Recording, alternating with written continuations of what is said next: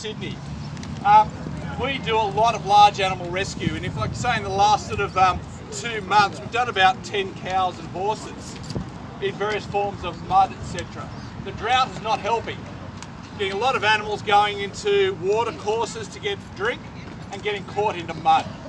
So in the last couple of months I've spent a lot of time in mud with animals.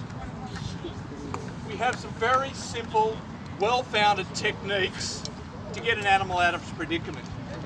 The key thing to remember, it's an animal. I cannot walk up to this horse and go, "G'day mate, Dave King from the SCS, it's okay, I'm here to rescue you."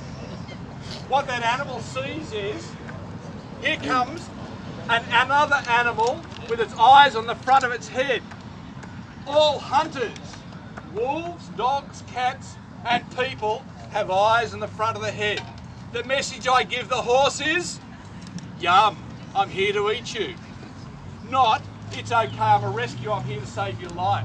So already that animal is scared. If I walk in and stare at that animal, what's the message I'm giving it? I'm going to eat you. So guys, just be careful. You arriving at the scene is not calming to an animal. Unlike a person where you say, "It's okay, I'm here to save your life," that animal's getting the message of, "Oh dear, this is the end of my life." What's the two things that animals do to survive? Fight or flight. Flight means if it can stand up and run away, it will run over you to get to safety. Fight means what? If I've got a horse down, what will it do? Kick. It will kick, it will struggle, it will throw its head. So an animal that's trapped is not in a good state. It's highly aroused, highly stimulated, scared, and it's thinking two things. When's my chance to fight? When's my chance to flight? So just remember, going to a large animal, your life is in danger. Because this animal's thinking two things. When's my chance to get up and run? When's my chance to struggle and kick and get myself to freedom? This hunter is coming towards me. Only way to make this safe is to then bring in a vet. A vet is like having a paramedic working with us on the road. A paramedic can give a person a shot of ketamine or the like, and you know, it allows us to do a rescue without then screaming, thrashing and kicking. The vet will come in and can actually sedate the animal. Sedating the animal means it no longer cares and it's no longer thinking flight or fright. It's just sitting there giving me googly eyes.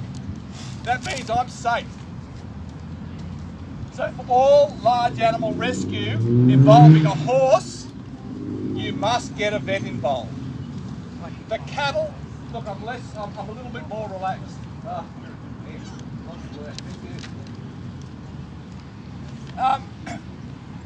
So with cattle, look, they're just dopey, you know. They often just sit there and you can do the rescue. The horses, they're clever, they will fight and flight. So we need to get our vet in.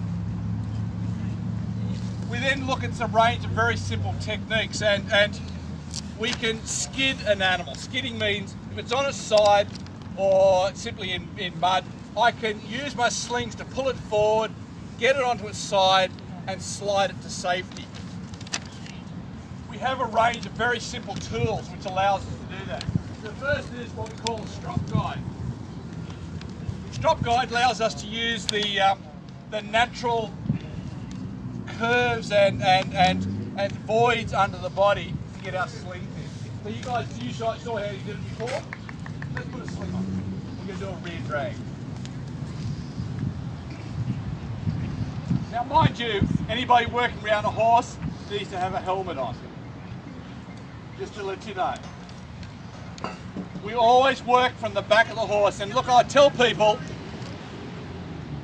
all of this, even when it's sedated, can kick out. A horse can scratch its ear, or the leg can go straight out from its bottom. Anywhere from the ear to straight out from its bottom, you can be kicked. So we work from the back of the animal, always. Try to get someone to put the head sheet under. and restrain the animal as well.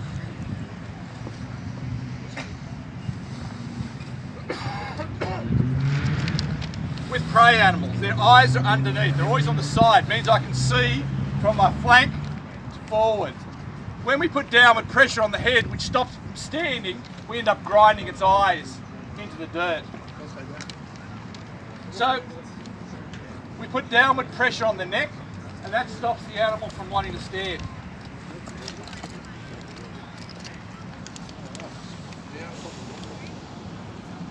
So for a rear drag, we go either side of its genitals. Horses or cattle, you don't want to crush that. When you crush that region, they get very angry. No matter the sedation, they don't like it. So this sling goes either side of udders or the boy bits. We now run a rope through the eyes of the sling, and the idea is we don't connect ourselves to the slings, if possible. If the horse gets up and runs, that's fine. We can drop everything, the slings fall off, and we're all safe. If you're working the ropes, you decide who's going to stand on what side. So we have this side, we decide nominate this as the drop line. When I say drop, we drop that side and pull our active line through. So we're all good there?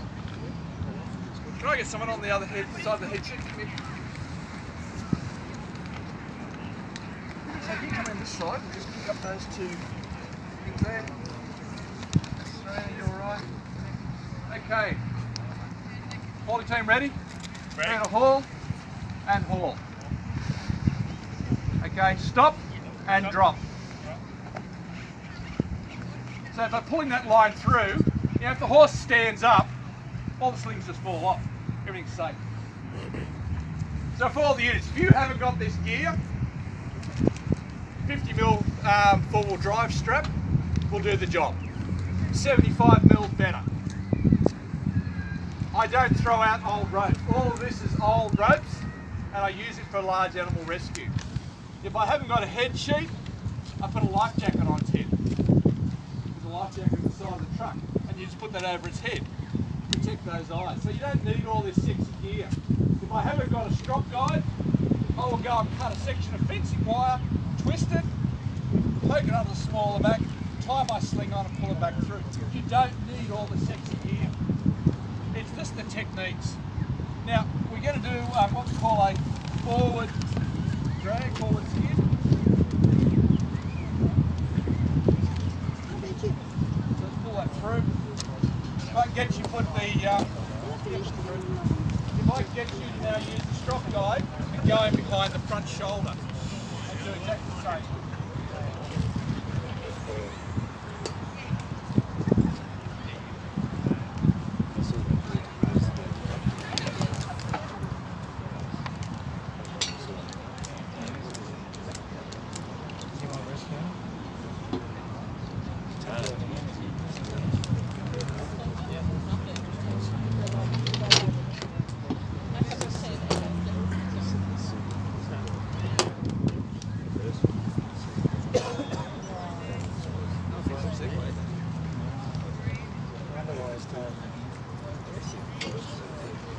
So this is our one time. Now if I rig this like this, with a horse, if it puts its head down and its legs forward, that sling will just fall off. This is the one time we do connect ourselves with the animal. So this is where we actually take it through the eye. You want to adjust that stuff so it's underneath its chest.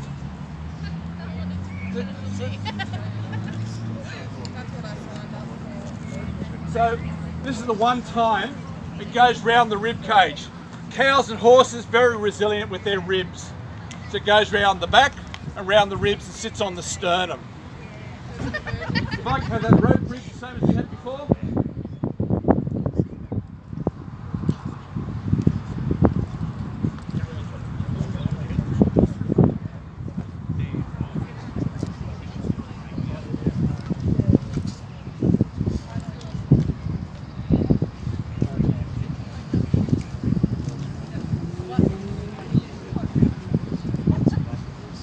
again. Can I get someone down here on the head?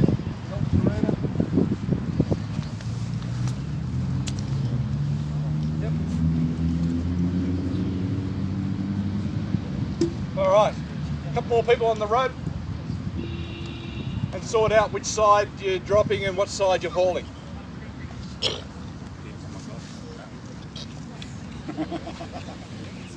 Maybe jacket too. Right. Yeah. Whole team, attention. This is the drop line. So Serena, like a normal casualty, you actually have the calls now. So we're just going to bring it up to about here and then get them to stop and drop.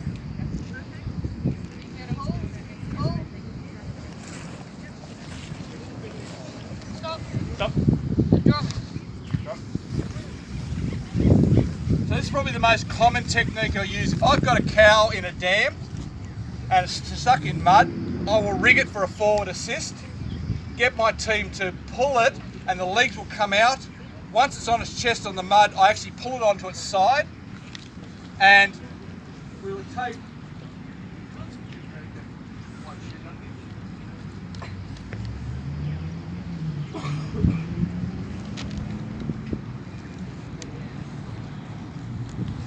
just put it just underneath the head sheet and underneath the sling. If a horse or a cow's been in mud for a number of hours, it's like leather. The leather goes soft. If we now start pulling it out on these dry clods on the dam, we start ripping big chunks of the hide out, and it really doesn't look good.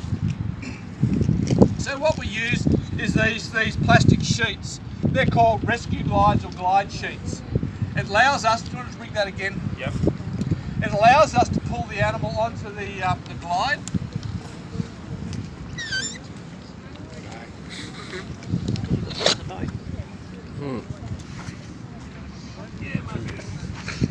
Tough. For lack of anything else. It's very strong, huh? Just take the sharp edges off everything.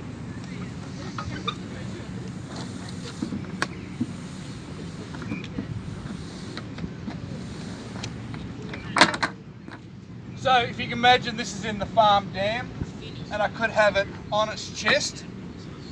So guys, we're going to pull this over this glide onto the next sheet, stop, do a drop, then put your rope through that shackle at the front and we'll continue dragging it. All right, your call. Can I get someone on the head sheet? Try to hold. Keep going, and stop, and drop. We just bring that sling and just tuck it in underneath his chin. Don't even take it off, just poke it in under his chin. Bring the rope into that shackle.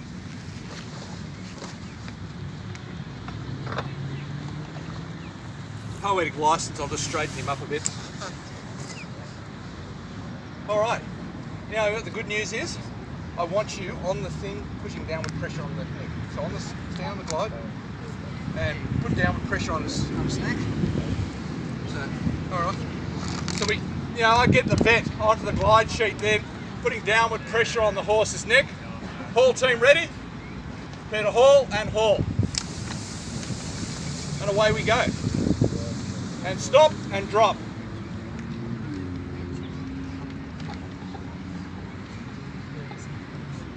So we have a range of really good techniques for skidding animals, and look, we can show you how to, we can took a horse backwards, we can do barrel rolls out of swimming pools, we can actually turn horses over.